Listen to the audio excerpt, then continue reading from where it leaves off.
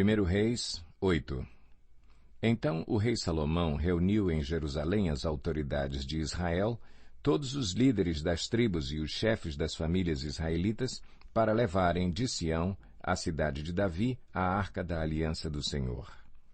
E todos os homens de Israel uniram-se ao rei Salomão por ocasião da festa, no mês de Etanim, que é o 7º mês. Quando todas as autoridades de Israel chegaram, os sacerdotes pegaram a arca do Senhor e a levaram com a tenda do encontro e com todos os seus utensílios sagrados. Foram os sacerdotes e os levitas que levaram tudo. O rei Salomão e toda a comunidade de Israel que se havia reunido a ele, diante da arca, sacrificaram tantas ovelhas e bois que nem era possível contar. Os sacerdotes levaram a arca da aliança do Senhor para o seu lugar no santuário interno do templo, isto é, no lugar santíssimo, e a colocaram debaixo das asas dos querubins. Os querubins tinham suas asas estendidas sobre o lugar da arca e cobriam a arca e as varas utilizadas para o transporte. Essas varas eram tão compridas que as suas pontas, que se estendiam para fora da arca, podiam ser vistas da frente do santuário interno, mas não de fora dele, e elas estão lá até hoje. Na arca havia só as 2 tábuas de pedra que Moisés tinha colocado quando estava em Horebe, onde o Senhor fez uma aliança com os israelitas depois que saíram do Egito. Quando os sacerdotes se retiraram do lugar santo, uma nuvem encheu o templo do Senhor, de forma que os sacerdotes não podiam desempenhar o seu serviço, pois a glória do Senhor encheu o seu templo. E Salomão exclamou: O Senhor disse que habitaria numa nuvem escura. Na realidade, construí para ti um templo magnífico, um lugar para nele habitares para sempre. Depois o rei virou-se e abençoou toda a Assembleia de Israel que estava ali em pé.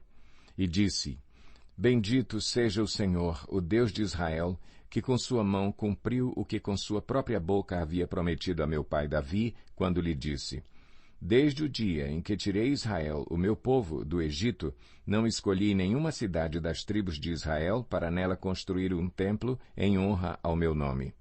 Mas escolhi Davi para governar Israel, o meu povo.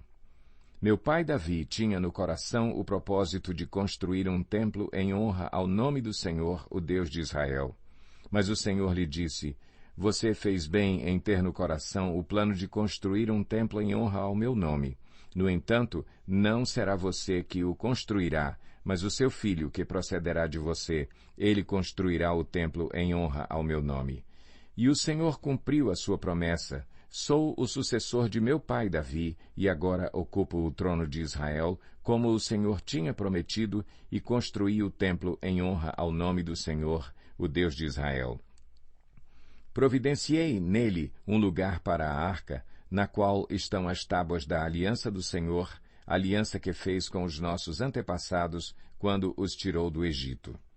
Depois Salomão colocou-se diante do altar do Senhor, diante de toda a Assembleia de Israel, levantou as mãos para o céu e orou: Senhor, Deus de Israel, não há Deus como tu em cima nos céus nem embaixo na terra.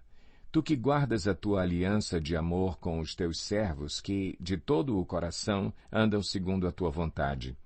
Cumpriste a tua promessa a teu servo Davi, meu pai, com tua boca prometeste e com tua mão a cumpriste, conforme hoje se vê. Agora, Senhor, Deus de Israel, cumpre a outra promessa que fizeste a teu servo Davi, meu pai, quando disseste: Você nunca deixará de ter, diante de mim, um descendente que se assente no trono de Israel, se tão somente os seus descendentes tiverem o cuidado de, em tudo, andarem segundo a minha vontade, como você tem feito.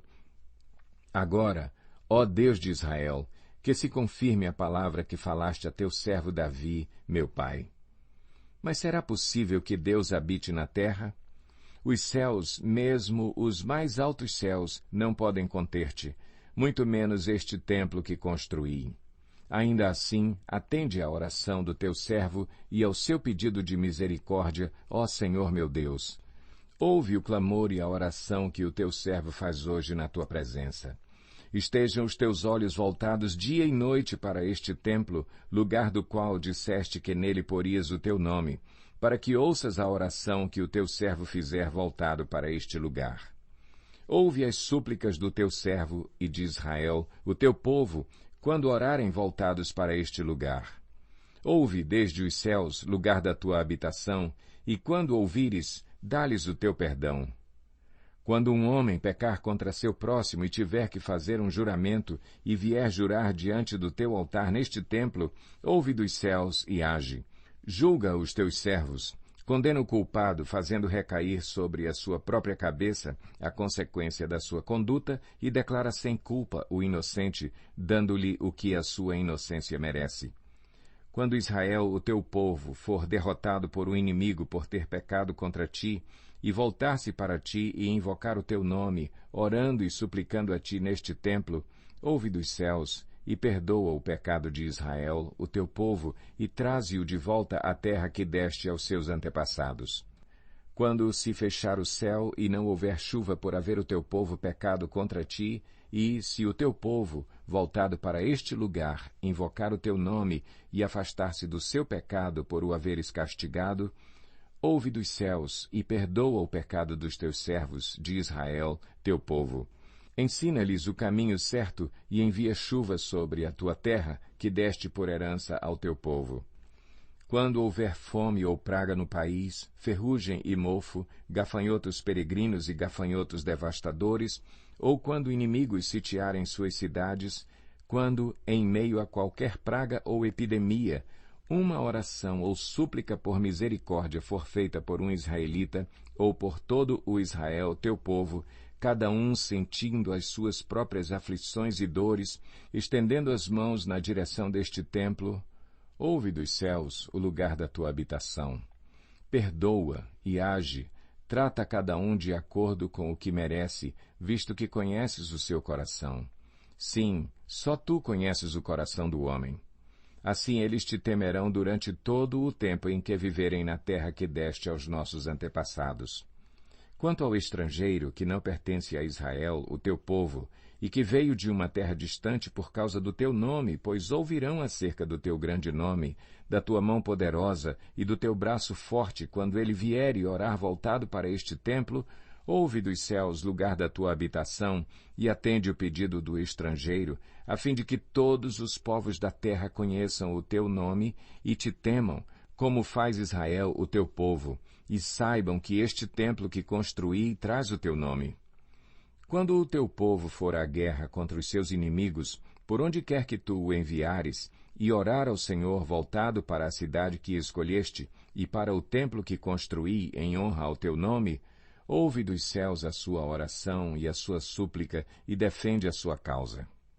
Quando pecarem contra ti, pois não há ninguém que não peque, e ficares irado com eles e os entregares ao inimigo, que os leve prisioneiro para a sua terra distante ou próxima, se eles caírem em si, na terra para a qual tiverem sido deportados, e se arrependerem e lá orarem, pecamos, praticamos o mal e fomos rebeldes, e se lá eles se voltarem para ti de todo o seu coração e de toda a sua alma, na terra dos inimigos que os tiverem levado como prisioneiros, e orarem voltados para a terra que deste aos seus antepassados, para a cidade que escolheste e para o templo que construí em honra ao teu nome, então, desde os céus, lugar da tua habitação, ouve a sua oração e a sua súplica e defende a sua causa. Perdoa o teu povo que pecou contra ti, perdoa todas as transgressões que cometeram contra ti, e faze com que os seus conquistadores tenham misericórdia deles, pois são o teu povo e a tua herança que tiraste do Egito, da fornalha de fundição. Que os teus olhos estejam abertos para a súplica do teu servo e para a súplica de Israel, o teu povo, e que os ouças sempre que clamarem a ti. Pois tu os escolheste dentre todos os povos da terra para serem a tua herança, como declaraste por meio do teu servo Moisés, quando tu, ó soberano Senhor, tiraste os nossos antepassados do Egito. Quando Salomão terminou a oração e a súplica ao Senhor, levantou-se diante do altar do Senhor, onde tinha se ajoelhado e estendido as mãos para o céu. pôs-se em pé e abençoou em alta voz toda a Assembleia de Israel, dizendo: Bendito seja o Senhor, que deu descanso a Israel, o seu povo, como havia prometido. Não ficou sem cumprimento nenhuma de todas as boas promessas que ele fez por meio do seu servo Moisés. Que o Senhor, o nosso Deus, esteja conosco, assim como esteve com os nossos antepassados. Que ele jamais nos deixe nem nos abandone, e faça com que, de coração, nos voltemos para ele, a fim de andarmos em todos os seus caminhos e obedecermos aos seus mandamentos, decretos e ordenanças que deu aos nossos antepassados. E que as palavras da minha súplica ao Senhor tenham acesso ao Senhor, o nosso Deus, dia e noite, para que ele defenda a causa do seu servo e a causa de Israel, o seu povo, de acordo com o que precisarem. Assim todos os povos da terra saberão que o Senhor é Deus e que não há nenhum outro. Mas vocês tenham um coração íntegro para com o Senhor, o nosso Deus, para viverem por seus decretos e obedecerem aos seus mandamentos, como acontece hoje. Então o rei Salomão e todo o Israel ofereceram sacrifícios ao Senhor. Ele ofereceu em sacrifício de comunhão ao Senhor 22.000 bois e 120.000 ovelhas. Assim o rei e todos os israelitas fizeram a dedicação do templo do Senhor. Naquele mesmo dia, o rei consagrou a parte central do pátio que ficava na frente do templo do Senhor, e ali ofereceu holocaustos, ofertas de cereal e a gordura das ofertas de comunhão, pois o altar de bronze diante do Senhor era pequeno demais para comportar os holocaustos, as ofertas de cereal e a gordura das ofertas de comunhão. E foi assim que Salomão, com todo o Israel, celebrou a festa daquela data. Era uma grande multidão, gente vinda desde o Lebo Amate até o ribeiro do Egito. Celebraram-na diante do Senhor, o nosso Deus, durante 7 dias.